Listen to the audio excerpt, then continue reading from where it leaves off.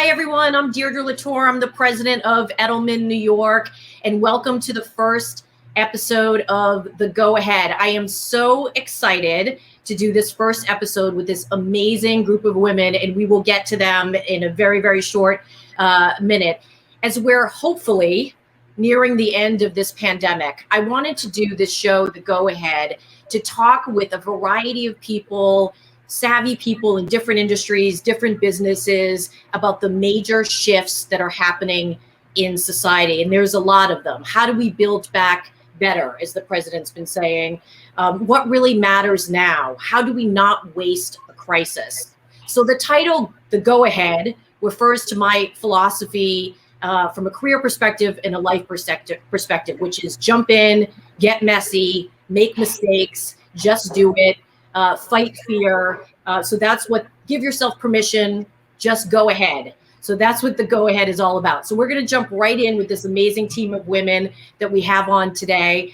And this team of women, some of them I've known, some of them I just met through inviting them to do this, but it is a multi-generation group of women that done a wide variety of things. So their perspective is very, very different. And I thought that would be great. So we're going to start with Shelly Lazarus. Shelly Lazarus, if you work in the advertising and marketing business, you know who Shelly is. She's been doing, as she says, the business she loves for, I think, 4 decades. She was president of CEO of Ogilvy, chairman of Ogilvy, chairman emeritus of Ogilvy. I've known Shelly for over a decade because she was on the GE board, and she's been more important to me than she probably realizes. She's been an inspiration. She's incredibly smart, so I'm so excited she's here. We also have Tchen, the Tchen.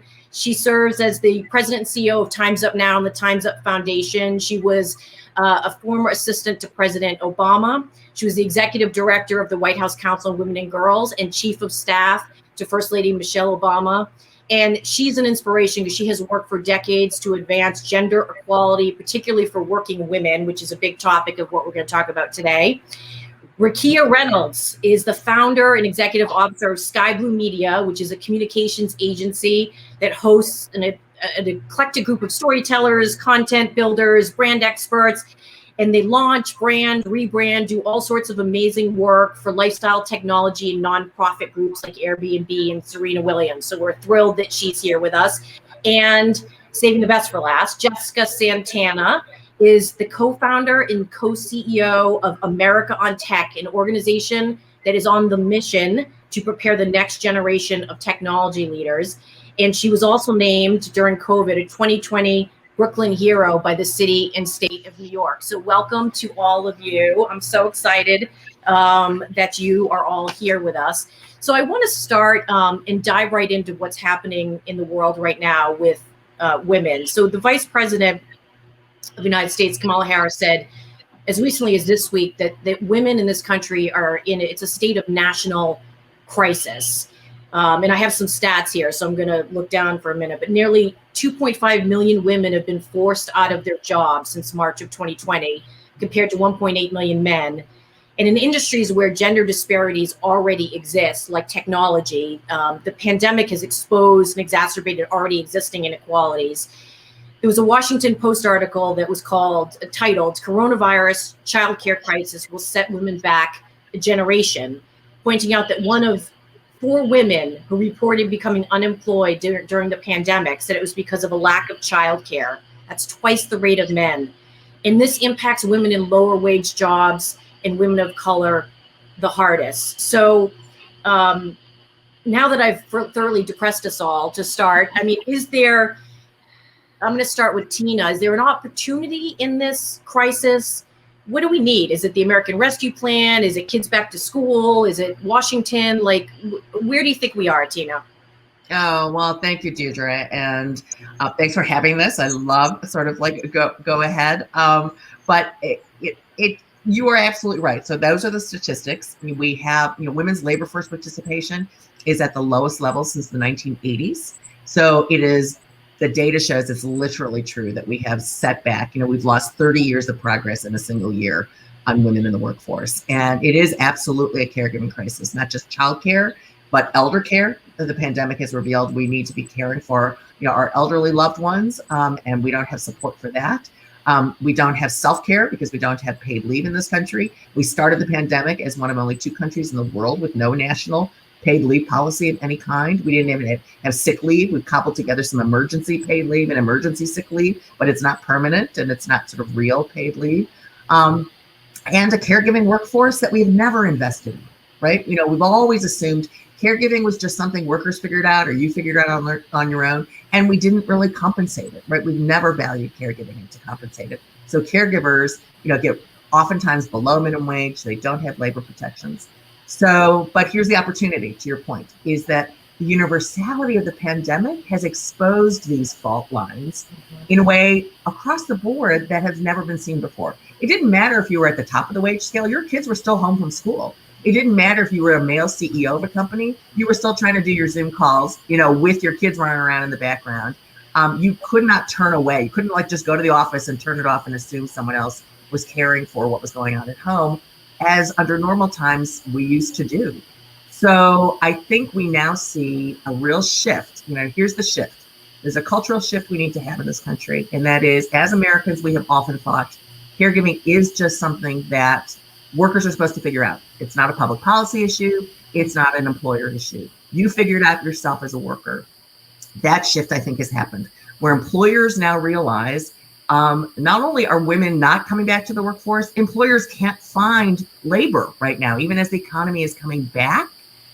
Half of manufacturers a couple of months ago reported to the Wall Street Journal they couldn't field full day shifts on their shop floors because their workers weren't showing up because they had caregiving responsibilities. Mm-hmm. So now employers get it.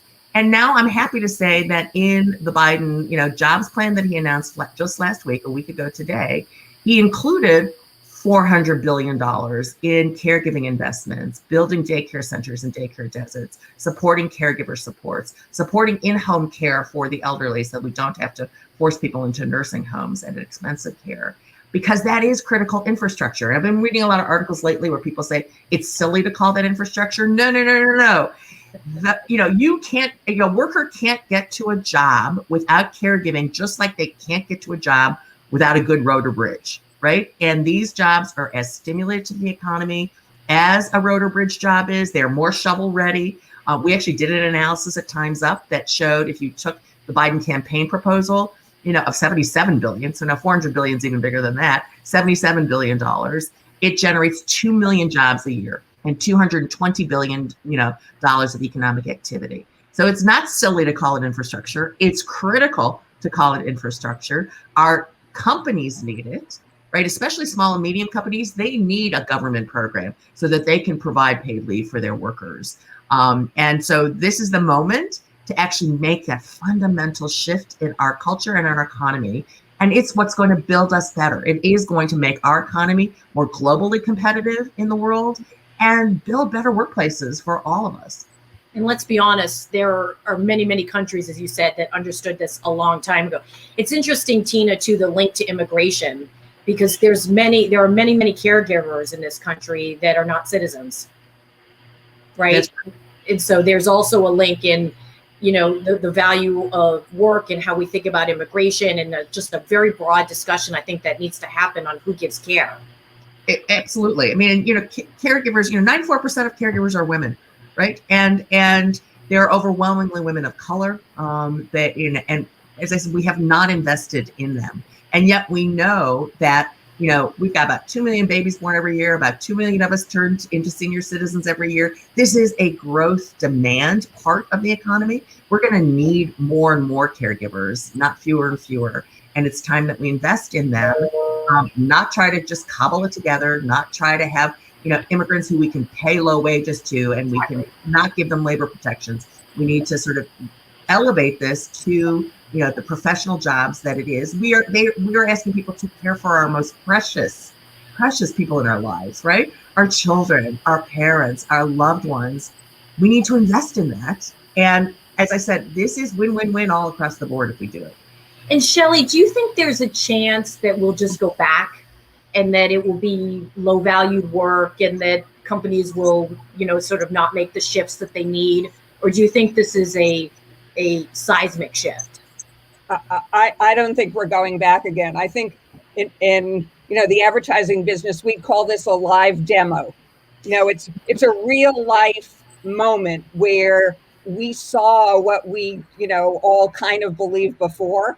And I'm reminded of Gloria Steinem saying so many years ago that there will never be gender equality until at home there's an equal division of labor between men and women. And I think we've just seen now that it is that the burden of children at home and everything that's happened during COVID has fallen so disproportionately on women that it's remarkable to me that women with children at home have actually gotten through this and sort of gotten to the other side, because you're kind of working two jobs 24/7.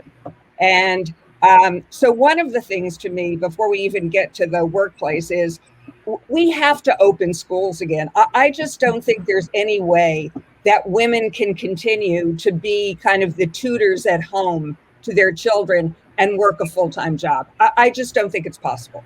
And so I think for so many reasons, mental health reasons for children and learning and all that, schools have to reopen.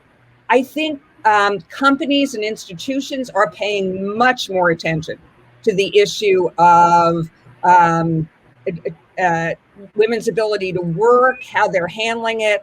One of the more enlightened leaders of a company early on in the crisis, in the COVID crisis, announced that they were not going to reopen their offices. This was last spring, until July of 2021. This is Ruth Porat at Google announced that. And one of the primary reasons she did that was she said that the women have to at least know what the expectation is. So if you wake up every day and say, I wonder if they're opening the office next week, and what am I going to do with my kids?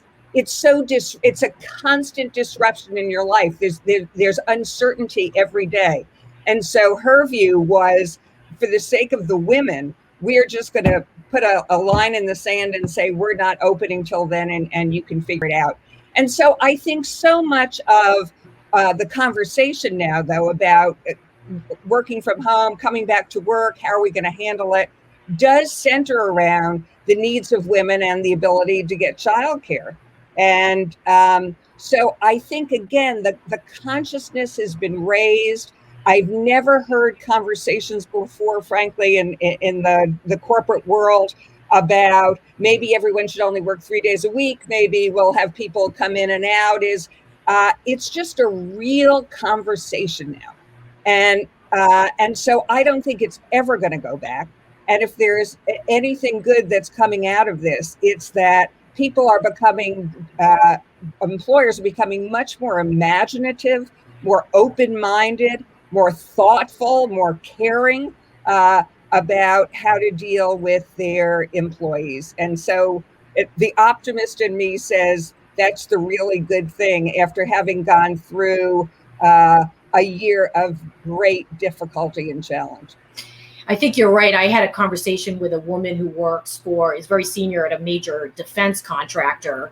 They had no flexibility. She said they called flexibility the F word at this company. And now they're actually they just have no choice.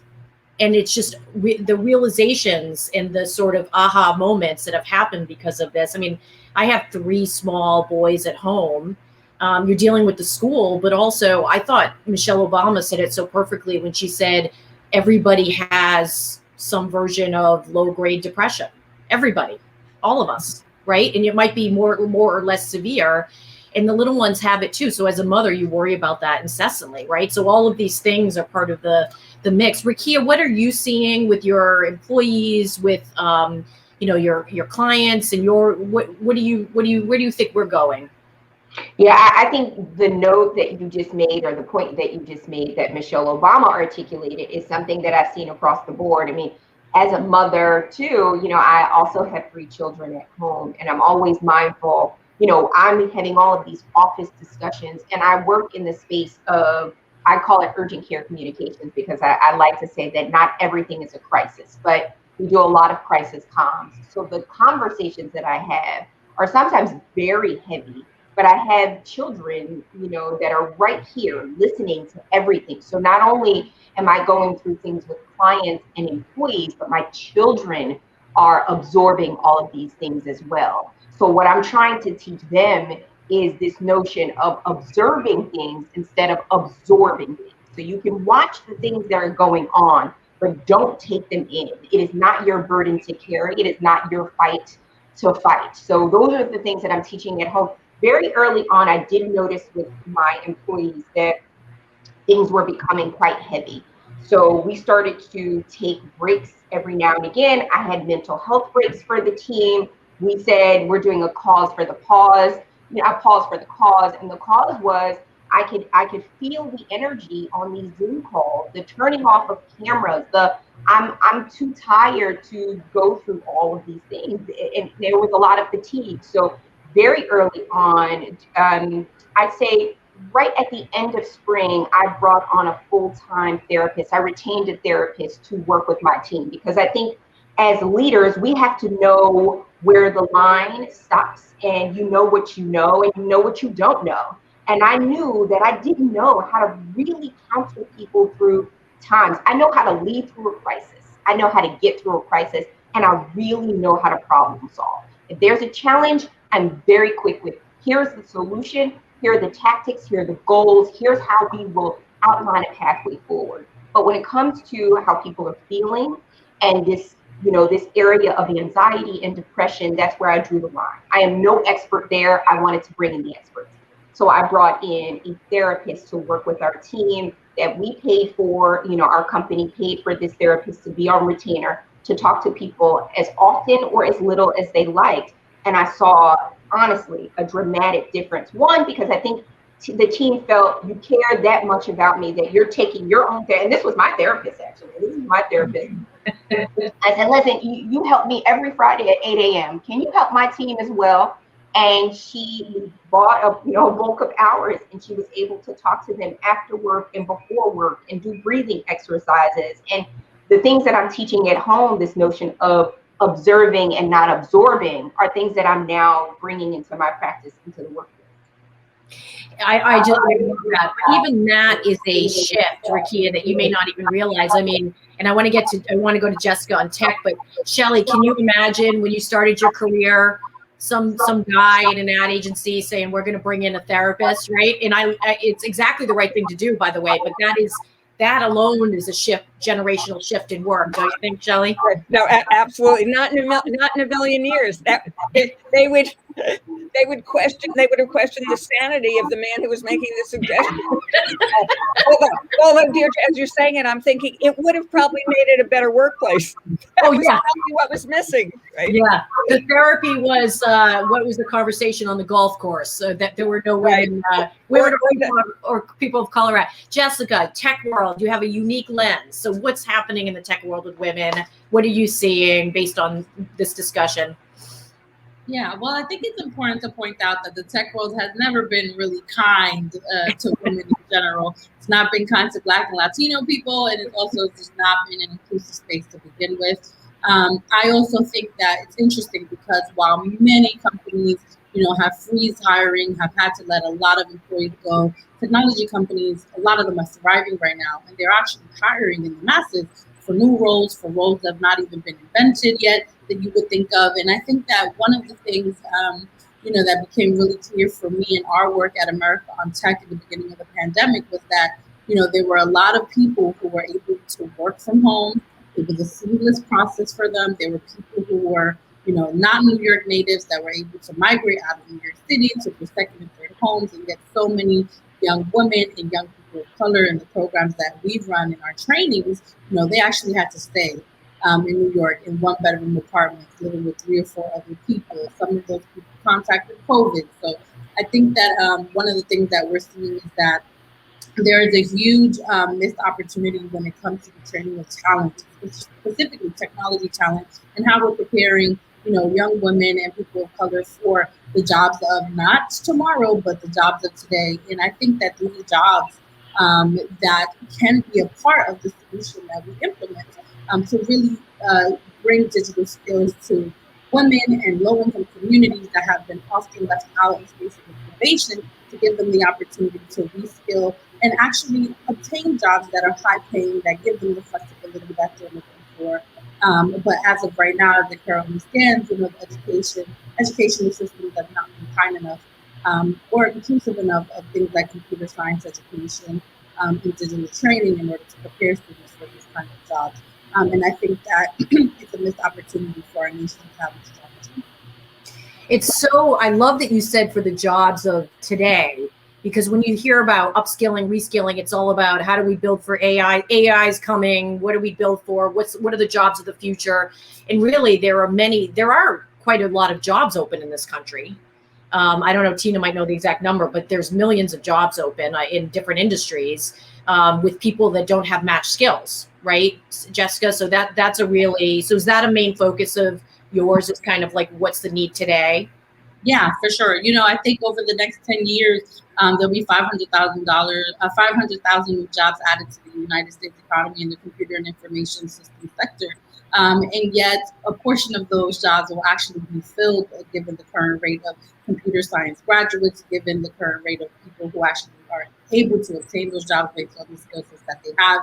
And I think you disproportionately see how women and Black and Latinx people are actually the ones that oftentimes are not even positioned for these kinds of opportunities in the first place. And so I definitely agree that it's a missed opportunity, but I fundamentally believe that if you pull the resources together, you can train teachers, if you can upskill schools, if you can provide technical training programs, that the employment gap can actually be addressed.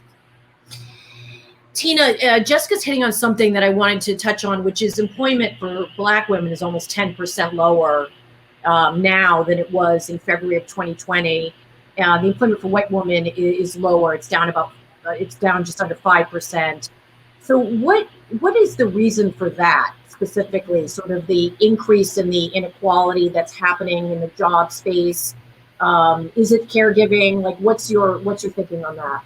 Well, it's a combination of both the continued job segregation we have in this country, where Black and brown women are overwhelmingly in the kind of jobs like hospitality, right? Like restaurant workers, the kinds of work that actually really suffered during the pandemic and where jobs were lost.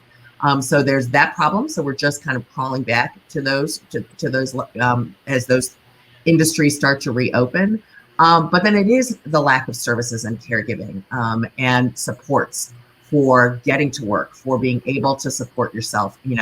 Low wages is part of it too, where when you've got many women working for the federal minimum wage, which is only $7 an hour, and you can't really make a living. At some point when you're layering on, how do I put childcare in there? How do I take 5 buses to where I'm supposed to go to work?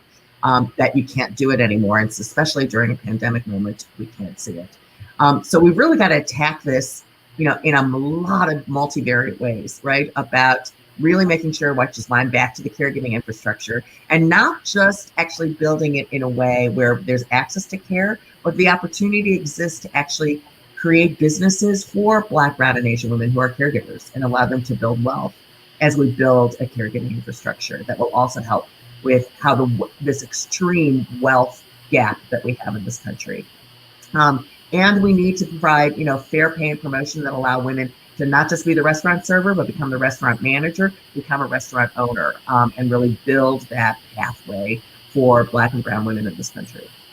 Yeah, I mean, at some point it's not worth it, right? I mean, once you do all that math, it's not worth it to go to the job because it's costing you money to work. Right. Right. So it's absolutely. Rakia, what's your view on? I mean, is it are companies not doing enough? Is it a government issue? Is it both? How do we continue to sort of get more Black women in the workplace and valued appropriately? Yeah, I love that question. And we all know that inequities have existed far too long in this country. And just globally. And I think that we are trying to tackle issues that are longstanding problems. So I think, we have some really critical thinkers on this panel, which I'm elated about. But these are America's most critical problems.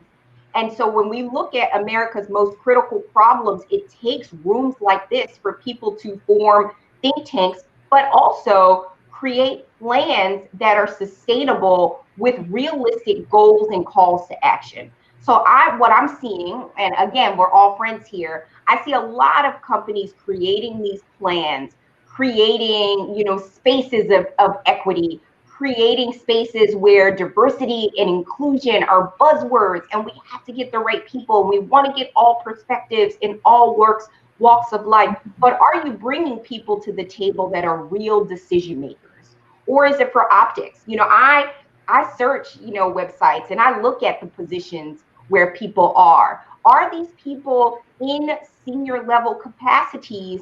And are they well equipped? Because you can't just bring people in because of what they look like or the checkbox that you think that you're checking off. Are they really enabled and empowered to make decisions that will create actionable change? And I have to be honest, I don't think that a lot of companies are doing it the right way, because I work with so many companies where I see the disparity, I see the hole, I see the void. And yes, it takes upskilling and educating people the right way. But we've got to get people into places where there's some real decision making, where we're not creating, titles for them that, fulfills this, hey, I brought in this head of culture or this head of this, where they're then I see a lot of these names, we're becoming more jargony and more buzzy, and it looks good and it might feel good as we read it or we post about it on Instagram. But is it real? Is it sustainable? Will it create some actionable metrics for us in the long run? And I have to be honest, I don't know right now. I just see it. I see it from an optics standpoint, and I sit in this unique position of being a Gen X, but also a millennial. We like to call ourselves the Xennial. And as an Xennial who, is in this analog world, but communicates all in the digital sense of things, I get to see both ends. I build boards. So I work with companies on here's what the board infrastructure should look like. Here's what the governance looks like. So I get to see firsthand where there's some real holes, not just from, Gen Z. I think the world of Generation Z, because I think that they're the ones that are the smartest in navigating what actionable change really looks like, because they're sitting uniquely in these spaces where they're having an abundance of conversations. Do we have someone with great perspective? I think it takes education, it takes skill, it takes commitment to the long run, it takes sustainability of what your plan looks like, and getting the right people with the right minds to create solutions to critical problems. I totally agree. We talk about here action communications, right? When we advise clients, you cannot say Black Lives Matter and then not clean your own house. Right. And you cannot say Black Lives Matter and then say that I don't get into politics in Georgia.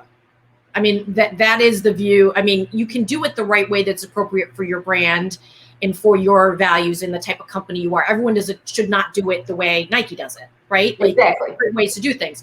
But I think, Richard Edelman yesterday announced we have a new president and CEO of Edelman in the US, and it's a Black woman named Lisa Ross. And Richard is extremely committed to driving change through action within the firm. And I think that's, every company has to do their part to do that. I mean, Shelly, the advertising agency overall, this has been a journey or a struggle if you're being less diplomatic, right? Well, I was going to build on really what Rakia said, because I couldn't agree more. I was chair of the 4As, the American Association of Advertising Agencies, over 20 years ago. And we had a program because there was concern that there were no people of color in the industry. And so 20 plus years later, I don't think we're any further ahead.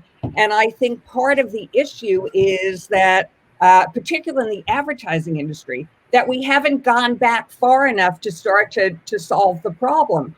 And my own view is you got to go back to kids when they're in junior high school. They don't know you could have a career in advertising. They don't know what that is. Most of the world doesn't really know what that is. But so much of it is exposure early on, is to help young people understand what all the opportunities are out there. They can see hotel jobs, they see hospital jobs, they see, restaurant jobs. but they don't know about advertising and public relations. One of the reasons, Jessica, I support what you're doing is that's what you're doing. You're exposing young women early on to what the possibilities are. And so I think part of the problem is back to what Rakia is saying is we're so short term. You know, we want to solve it tomorrow. We're going to appoint a head of diversity, and we're going to, you know, have some more women of color in leadership, more people of color in leadership. Well, that's great, but you need the long-term plan, because unless you start further back, in my own view, I've watched it with every good intention, great language, great pronouncements 25 years ago. Unless you're going to do something more profound, it's not going to happen. You're going to get the, you know, the optics. You're going to get the, you know, big announcement of someone unexpected leading a company. But I think the solution has to be longer term, more thoughtful, more profound, and we all have to commit to it now if we want to see it happen over the next generation. So well said. What's interesting, Shelly, is every space has different challenges. You know, Jessica's looking hard at tech. The chief creative officer in New York for my team is a Venezuelan man. And he told me that even when you're looking at books, right, creatives come in with books. Like the white creatives have had way more opportunities and different types of opportunities. So they have different books. This is something I never thought of because I'm not a creative, right? So the books look different. And they have many, and they have this and they have that, and the others have. So, even that is, how do you level the playing field or hire differently? You know, approach the hires in a different way and take different bets on people, right? No, absolutely. I think, Deirdre, that point is really important. Is sort of, you know, what are you looking for? If you're looking for, you know, sort of traditional experience, which so many of us do when we're hiring, you're going to continue to just reinforce what you already have, right? So you almost have to open your mind and say, you know, we're interested in people who've had interesting life experiences. We can tell them how to, you know, sort of channel all that experience into, you know, a different place. But you have to be willing to take those risks. And you know, I always say, how bad do you want it? Because I think everything is possible if you want it bad enough. And so if you're going to be satisfied with hiring, you know, going to a few, you know, historically Black colleges and hiring a few people out of there, if that's enough, that's fine. But it's not enough. And so, you know, you just have to think more broadly and be willing to take more risks at the start, because you know the good that's going to come from it. And Jessica, I'm curious your perspective on stereotypes, right?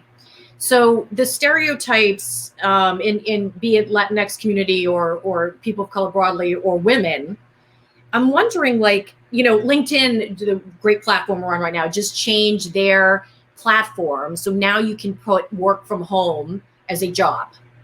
And that is new on LinkedIn, which I think is fantastic because it goes to Shelly's point exactly, right? Which is, what is your experience? But I'm wondering, are we sort of our own worst enemy? Do we do all the caregiving just because we think that's what we're supposed to do? Do we, like, how much are women contributing to where we are? That's a good question. I actually want to add a little bit to what Shelly said. Go for it. You know, I think that up to this point, career advancement has been looked as cute, like it's a cute thing to have. Career advancement is a nice to have, but I really think we need to fundamentally see career advancement as a social justice issue.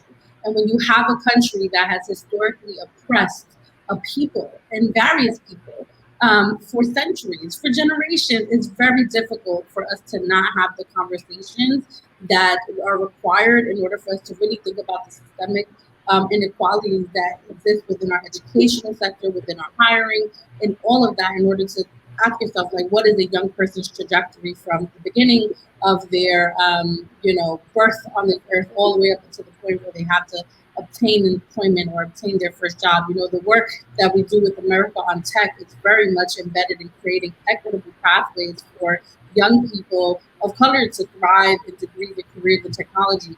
But it's not just about technology education, right? Like, when you think about our educational system, how it's funded, and you have students who are attending under-resourced schools, and then they're not getting internships as early as 8th grade as some of their peers are. And then when they go to college, they have to, fight for paid, unpaid internships sometimes that they cannot afford. So then the books look different once they get to the point when they have to display the books. Some of them don't even have the networks or the social capital to navigate, careers in the corporate sector. And so for me, when I think about this issue, I think about it as very multidimensional. It's not just about exposure to skills. It's not just about exposing people to role models and giving them a few internships here and there. It's really thinking about what are the experiences from start to finish, from start up to employment, that actually create gaps in the system that very easily cause young people to fall through the cracks. To your point about whether or not women are complicit, I think is what you're asking, are we complicit in our own oppression, where we take on, these roles of the caregiver and the nurturer and things like that. To be honest with you, I think it really depends, right? I think it depends on, the woman and the way they've been socialized and the kinds of things that they believe about themselves and the stories they tell themselves about who they are and what they're able to achieve because they are a woman, right? So I don't know that it's a one-size-fits-all answer. I also think that there is a lot of unlearning and a lot of grief and a lot of pain and a lot of mental health, services that we need to obtain in order to ask ourselves, what is the definition of success for me as a woman, as opposed to thinking about, the way that we've internalized the way culture tells us what a good woman is, or what a boss woman is, or what an introvert woman is, or introverted woman is. And so for me, in my mind, I think it's very different across women. I think for me, I've had very powerful women in my life, some that have had careers, some that have not had careers, some who, were nurses in nursing homes, some who, never had a job in their entire life. And so for me, I think that we need to just redefine, what does success look like?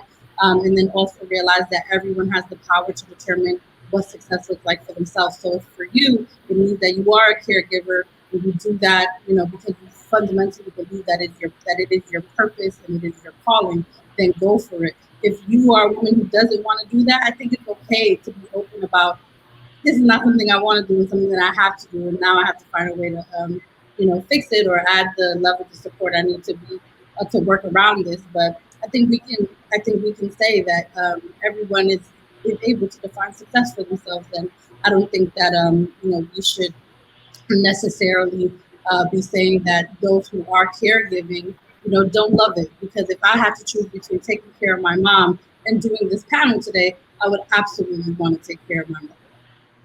First of all, is it weird if I say that I love you? You're like amazing. I just think. I was just gonna chime in.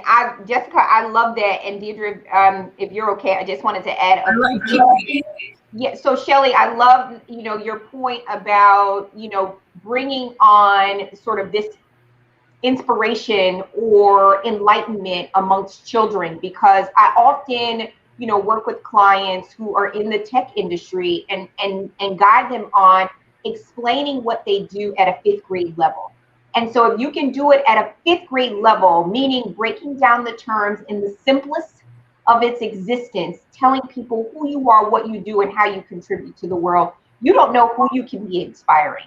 I think, there are lots of panels like this, but we don't know who's downloading these and, sharing them in classrooms and utilizing them as sort of teaching tools for young people who are exploring careers. I didn't know what a publicist or PR and communications, I didn't know what that was as a young person. I just knew that in class, they would say to my mom and dad during parent-teacher conferences, Rakia talks a lot. And when she talks, she always wants to rephrase what I say. So the teacher would say something and I would say, well, what you're really saying is this. Or the person next to me would do something and I say, but what you really mean is this. I didn't know that I was being a spokesperson for someone in the 4th grade or in the 5th grade. However, after going through college and working in television and magazines and taking this nonlinear approach and then having to be headhunted by a PR agency, that's when I was like, aha, that should have been my career path as a child. So You're absolutely right. And I think, Jessica, to your point of the world in tech, I think we need to be doing more informing young people what tech actually means. I think we hear these words of mogul or media mogul, and we hear mogul, and it's like, what does that mean? Does that mean this person is an engineer? Is this person a coder?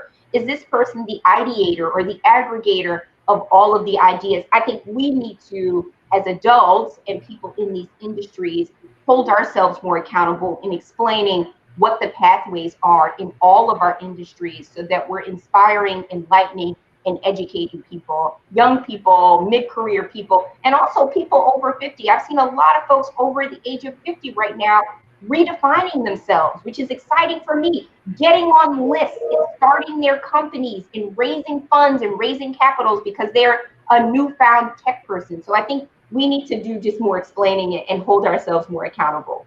I totally agree. There's no one over the age of 50 on this broadcast, but yes, I'm sure if there were, they could tell.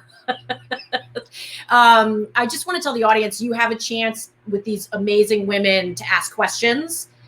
So put them in the chat, ask questions, type them in, and we'll say that before we close out here.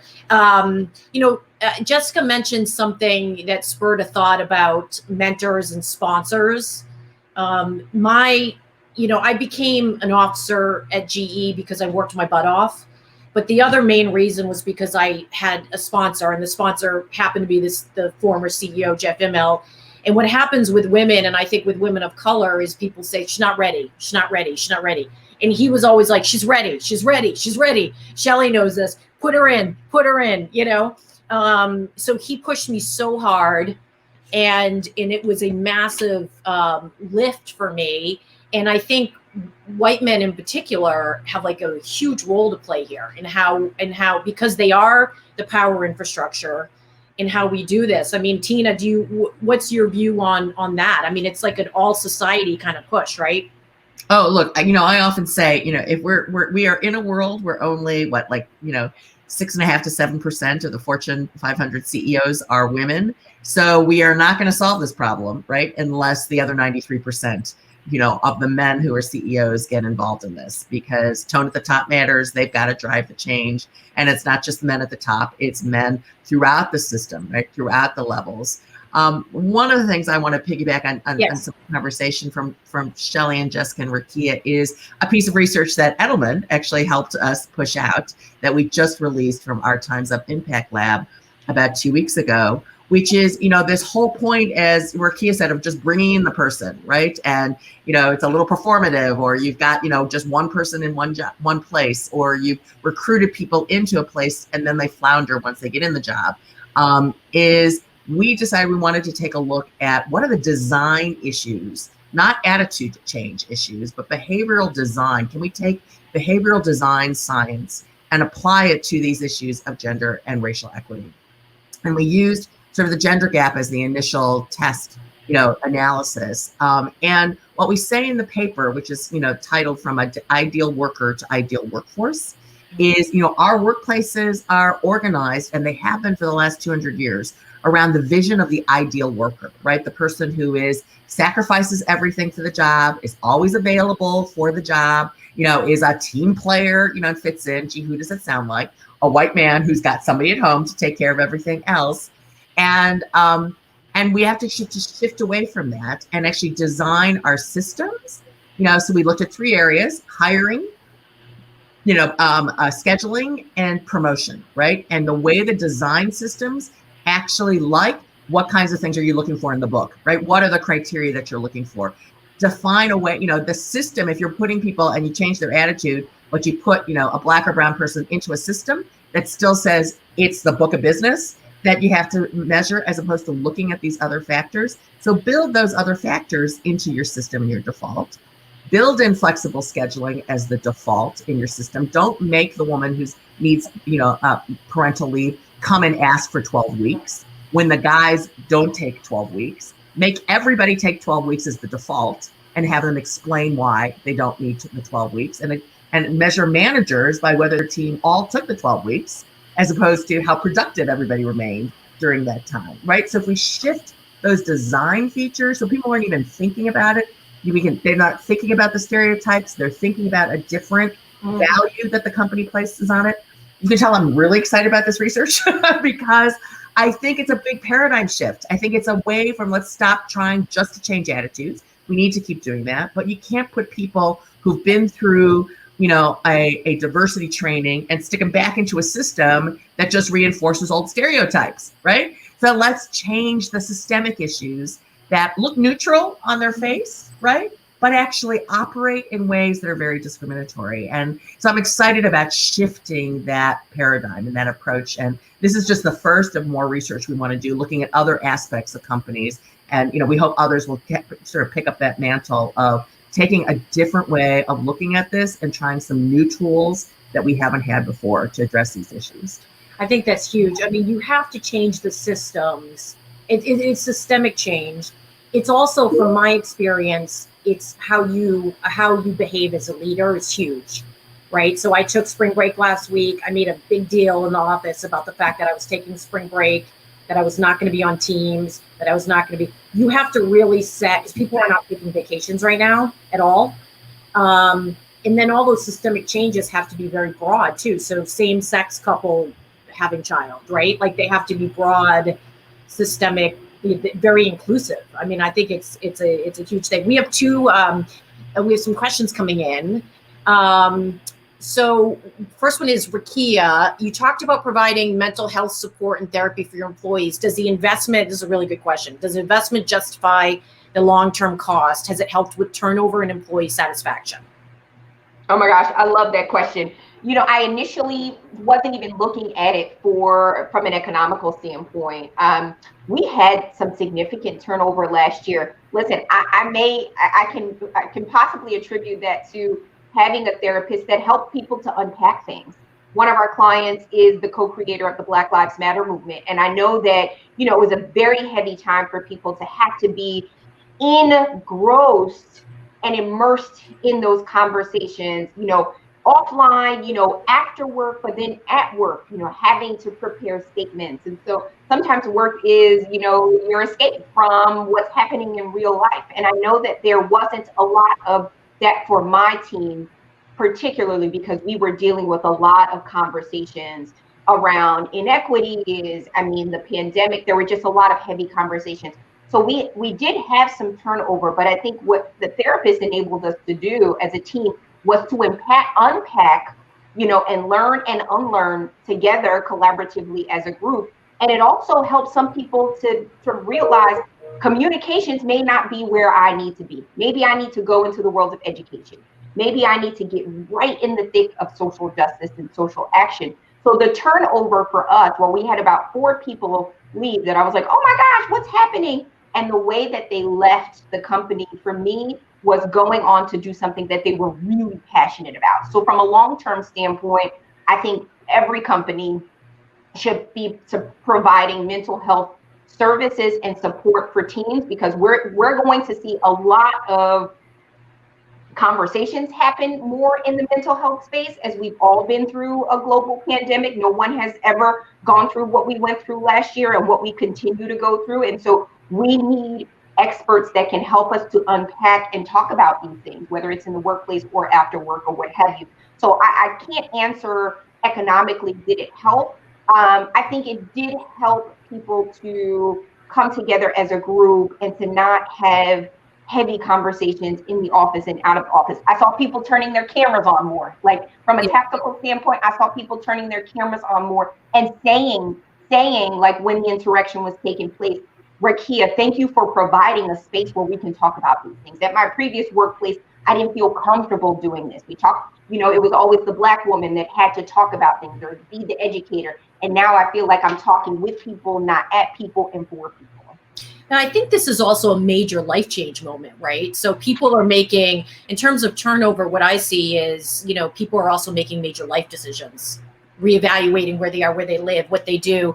I mean, I've been really struck, Tina, by how shaken our Asian employees have been in the last couple weeks, and it's just, the summer was so hard after George Floyd.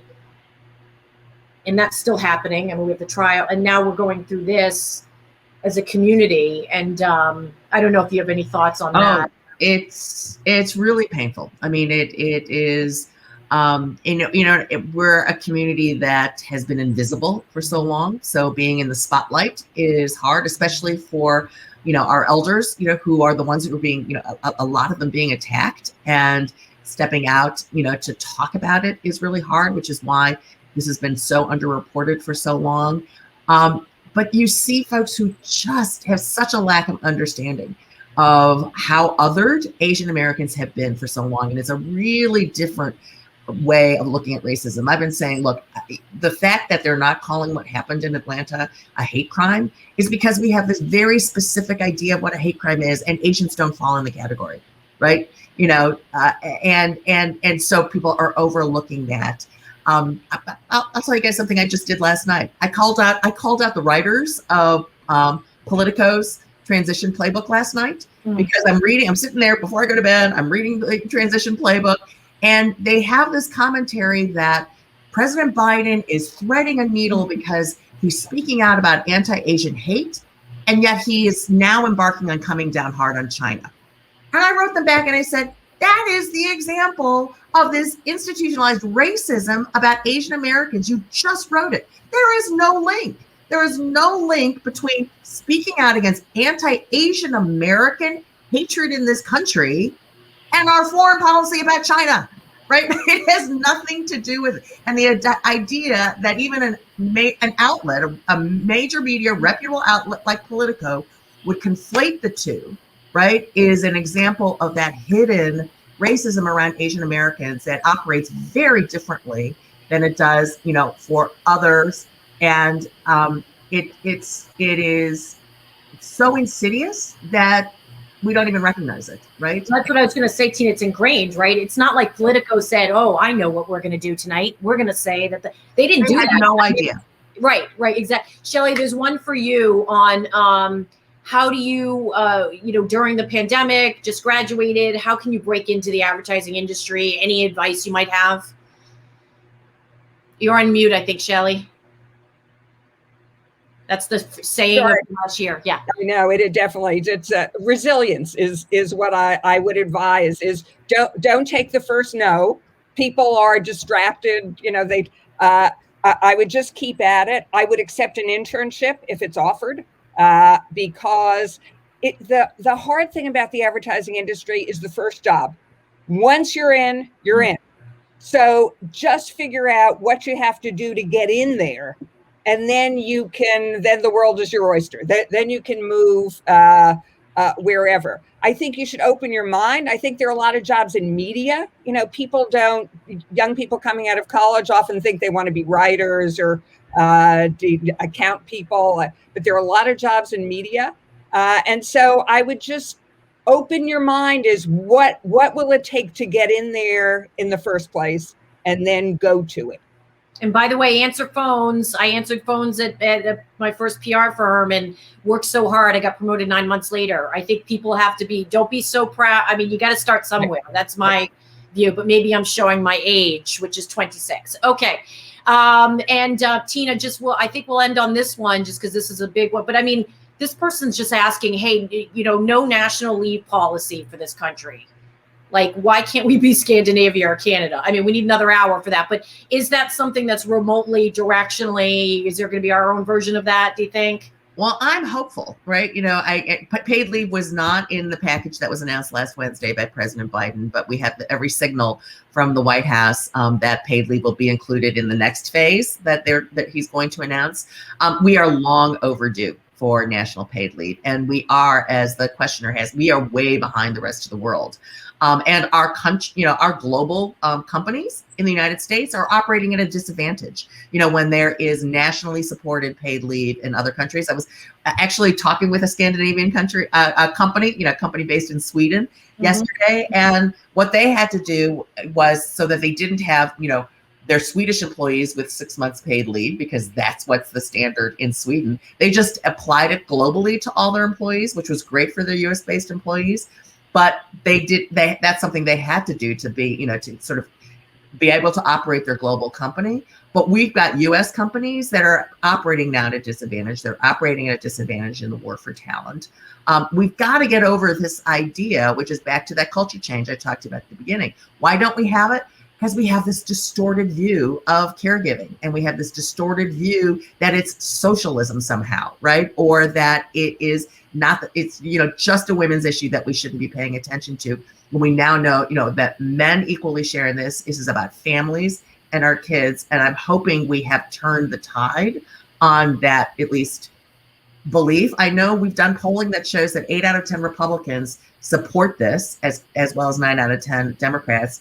I just hope that the Republican lawmakers who are calling this all silly and not something we should be investing in, that they start listening to their own voters. Well, now Tina used the S word. So now we really have to, I'm joking too. Socialism, I meant the S word.